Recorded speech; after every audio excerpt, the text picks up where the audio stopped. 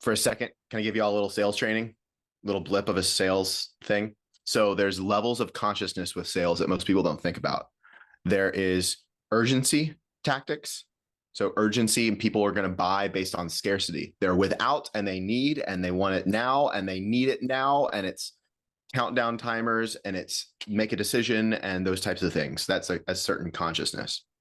There's another consciousness that's desire based and it's all about what they want. So think Louis Vuitton, think luxury brands. You don't need that stuff. You want that stuff. And as coaches, they're buying into something that is going to support their identity of who they're becoming into. So you need this because it's here. You want it? You want to shop around? You want to buy this thing? It's a luxury buy. You don't necessarily need it. It's going to support you in your business. It's going to support you with things you want. It's focusing on desires more than the pain points. So the other one focuses on pain points. The other one focuses on desires. Then there's logic-based buying.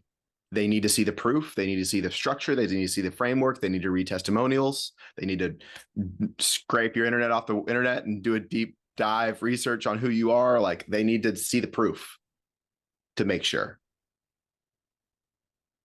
And then the last one is intuitive buyers. And they're just going to feel it. And this might kick our conversation into intuition, but they're just going to be like, oh, this is my dude. Yep. I just know. I send over the contract. I'm in.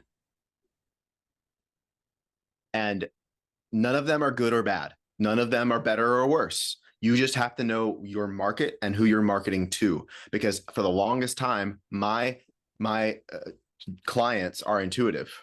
So people that work with me are the intuitive buyers, and they always have been. But I was marketing logic and desire based. So my websites, my sales pages, how I was selling was logic, proof, testimonials everywhere, and showing this framework, showing what we're going to do, and then speaking to their desires.